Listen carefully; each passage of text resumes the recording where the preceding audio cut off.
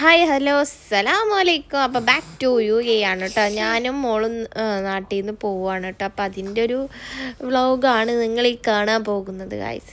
അപ്പോൾ മോൾക്ക് തീരെ വയ്യാത്തത് കാരണം നല്ല ബുദ്ധിമുട്ടുണ്ടായിരുന്നു കേട്ടോ. മോൾക്ക് ലൂസ് മോഷനും പനിയും ഛർദിയും നിങ്ങളോട് പറയാൻ നാട്ടിലേക്ക് വന്നത് എൻ്റെ പേടിയായി എന്നുള്ളതായിട്ടോ.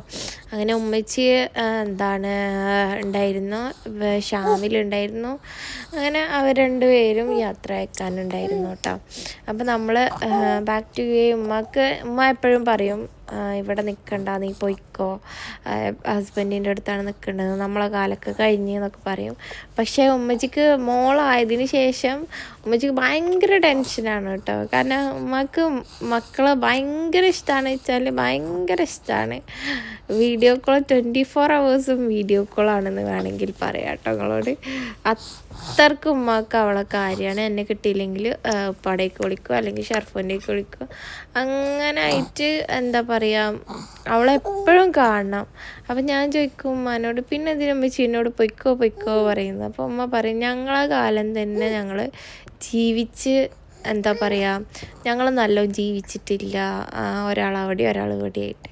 അപ്പോൾ എങ്കിലും പോയിട്ട് നല്ലോണം ജീവിക്കും എന്നൊക്കെ പറയും. അപ്പം ഞാനും അത് ശരിയാണ്. കാരണം നമ്മളെപ്പോഴും വിചാരിക്കും അവിടെ ഇവിടെ ആണേക്കാൾ എത്രയോ നല്ലതാണ് ഒരുമിച്ചിട്ട്, കുറേ സമ്പാദ്യം ഇല്ലെങ്കിൽ പോലും നമ്മൾ ഒരുമിച്ച് നിൽക്കണത്. അപ്പം മോൾക്ക് വയ്യാത്ത പക്ഷേ മോള് ഇരിക്കാനൊന്നും കൂട്ടാക്കണില്ല കേട്ടോ. അങ്ങനെ ഞാനും മോളായിട്ട് നടന്നിട്ടുള്ള വീഡിയോസാണ് നിങ്ങൾ കണ്ടത്.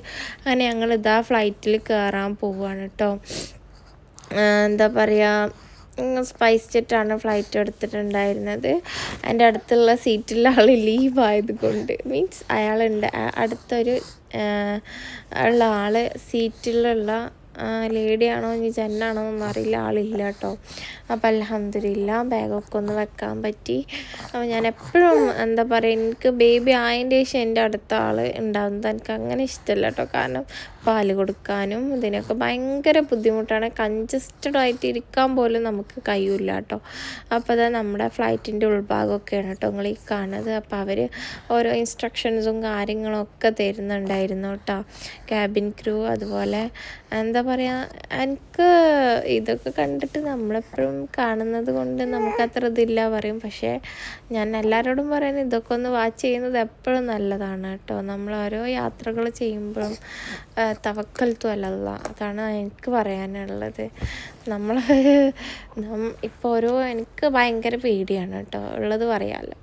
എനിക്ക് ഫ്ലൈറ്റ് പൊന്തുന്ന വരെ പേടി, പിന്നെ എനിക്ക് കുഴപ്പമൊന്നുമില്ല കേട്ടോ. പിന്നെ ഞാനും മോളും ഇപ്പോൾ 2-3 പ്രാവശ്യം ഒറ്റയ്ക്ക് യാത്ര ചെയ്യുന്നത് കാരണം ഇപ്പോൾ വലിയ അങ്ങനെ കുഴപ്പമൊന്നുമില്ല. നമ്മൾ ബോർഡിങ് പാസ്സാണ് കേട്ടോ അത്, ഞാനും മോളും. അങ്ങനെ മോള് നല്ല ഉറക്കമാണ്. അപ്പോൾ മോളെ ചെവിയിലൊക്കെ പഞ്ഞി വെച്ചിട്ടുണ്ട്. കാരണം കുട്ടികളായിട്ട് നമ്മൾ പോകുമ്പോൾ ഏറ്റവും ബെറ്റർ ചെവിയിൽ പഞ്ഞി വെക്കുന്നതാണ് കേട്ടോ. പക്ഷെ ചില ആൾക്കാർ മറ്റേ ഇയർ ബാഗൊക്കെ വാങ്ങും, പക്ഷെ ഞാനത് വാങ്ങിയിട്ടുണ്ടായിരുന്നില്ല. അപ്പോൾ ഞാൻ വിചാരിച്ചു തൽക്കാലം ഇപ്പോൾ പഞ്ഞി വെക്കുക, ഇനി നെക്സ്റ്റ് ടൈം നമ്മൾ യാത്ര ചെയ്യുമ്പോൾ അതൊക്കെ കയ്യിൽ കരുതണം. ഞാൻ യൂട്യൂബിൽ നോക്കിയപ്പോഴാണ് കേട്ടോ ഈ ചെവിയിൽ പഞ്ഞി വെക്കുന്ന കുട്ടികൾക്ക് നല്ലതാണെന്ന് പറഞ്ഞത്. കാരണം കുട്ടികൾ ചെവി എപ്പോഴും അടയുമെന്നാണ് അവർ പറയുന്നത്. കാരണം ഉയരത്തിലല്ലേ, അതാണ് കേട്ടോ.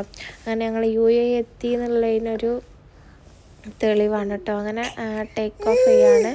അപ്പോൾ നമ്മളെ യു എയിൽ എത്തിക്കഴിഞ്ഞു. അപ്പോൾ നിങ്ങൾ കാണുന്നുണ്ടാവും ഒരുപാട് ഫ്ലൈറ്റ് ദുബായ് എയർപോർട്ടാണ് കേട്ടോ. ദുബായിലാണ് നമ്മൾ ഇറങ്ങിയിട്ടുണ്ടായിരുന്നത്. പക്ഷേ എനിക്ക് ഏറ്റവും വേഗം ഇഷ്ടം ഫുജാറ ആൾക്കാരാണ്. കാരണം വേഗം ഒരു വലിയ ചെക്കിങ്ങും കാര്യങ്ങളൊന്നുമില്ല, കുറേ നടക്കാനില്ല, ഒന്നുമില്ല. ദുബായിലാണെങ്കിൽ നടന്ന് കുഴങ്ങും നിങ്ങളോട് പറയാൻ. ഞാനും മോളെടുത്ത് നടന്ന് എൻ്റെ അപ്പീസ് പൊട്ടിക്കുന്നു കേട്ടോ.